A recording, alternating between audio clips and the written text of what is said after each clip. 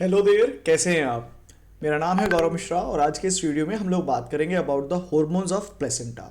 Now as we know, placenta जो होता है वो फीमेल, अगर ये फीमेल की बॉडी हुई और जहाँ पर हमारा ये फीटस जो था वो अपने आप को अटैच कर रहा था, इम्प्लांट कर रहा था, तो इस फीटस के बीच में और इस माँ के बीच में क्या होता है, नरिशमेंट, वेस्ट को एक्सचेंज करने के लिए जगह होती है, इसे कहते हैं प्लेसेंटा।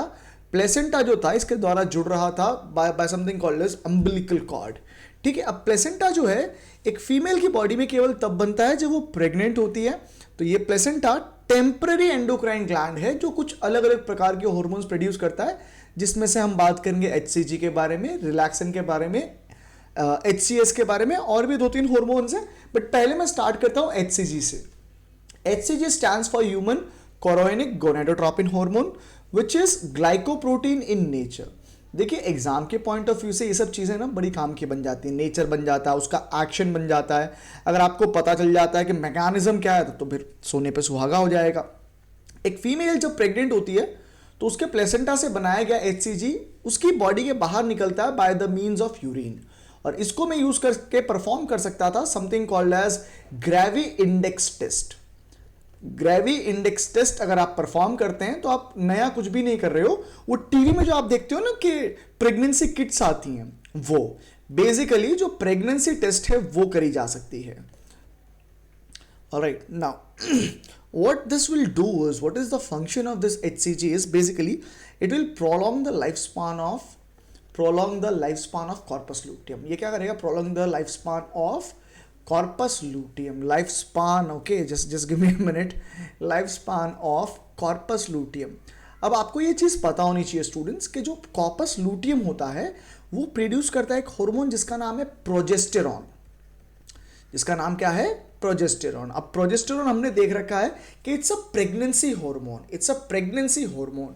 अब एक फीमेल की बॉडी में कॉर्पस लूटियम जब रहेगा, क्योंकि ज़्यादा समय तक वायबल है वो, तो प्रोजेस्टेरॉन ज़्यादा बनेगा और प्रेगनेंसी जो है वो मेंटेन रहेगी।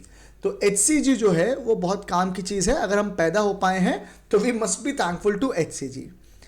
Then we come up with the second hormone, that is human chorionic somatomammotropin. This is a peptide hormone in nature. ठीक है, दोनों का नेचर देखो डिफ्रेंशिएट कर पा रहे हैं हम। HCG ग्लाइकोप्रोटीन है, HCS जो है वो पेप्टाइड है नेचर में। दूसरी चीज ये क्या कर रहा था, इसकी जो एक्टिविटी है ये क्या है, ये ग्रोथ स्टिमुलेटिंग है, ग्रोथ स्टिमुलेट करेगा ये आपके। और दूसरा ये है it is lactogenic. It is lactogenic मतलब ये मेमोरी ग्लैंड्स के ऊपर एक्ट कर सकता है। इसका जो एक्शन है ना इसका जो एक्शन है it is pretty much similar to human growth hormone, और इसी के लिए HCS को कई बार मेडिकल टर्म्स में प्रोलैक्टिन कह लिया जाता है। ठीक है, कई बार इसे प्रोलैक्टिन कह लिया जाता है, या फिर कई बार इसे आप कोरोनिक मैमोट्रोपिन के नाम से भी सुनेंगे। Just give me a minute, या मैमोट्रोपिन। ऑलराइट, तो ये जो मैमोट्रोपिन था ये क्या कर रहा था, फीमेल की बॉडी में प्रोलैक्टिन की तरह बिहेव कर सकता है। रिलैक्सिन की मैं बात करूंगा। Relaxin again is a peptide hormone in nature, मतलब ये प्रोटीन्स का बना हुआ है, अमाइनो एसिड्स का बना हुआ है। और ये क्या करता था, ये एक्ट करता था प्यूबिक सिंथेसिस पर, ये एक्ट करता था प्यूबिक सिंथेसिस पर। और प्यूबिक सिंथेसिस के ऊपर जब ये एक्ट करता था तो हम देखते थे कि वो जो फीमेल की जो बॉडी है जिसके अंदर से आई मीन जो बच्चा बाहर निकलने वाला है वो फैसिलिटेट होता था, उसका मूवमेंट फैसिलिटेट होता था।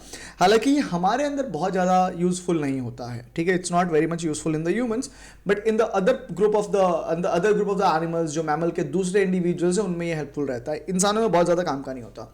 अपार्ट फ्रॉम दीज, ये तीन मेन हार्मोन है। इनके अलावा आप देख सकते हो कुछ और हार्मोन्स आते हैं, जैसे कि हो जाता है ये चीज़ जिसे हम लोग कह रहे हैं कोरोनिक थायरोट्रोपिन। ना ये थायरोट्रोपिन है तो इसका जो फंक्शन है बहुत हद तक ट्रोपिन, या इसका जो फंक्शन है बहुत हद तक सिमिलर होता है TSH के। दूसरा आता है हमारे पास में this thing called as chorionic corticotropin.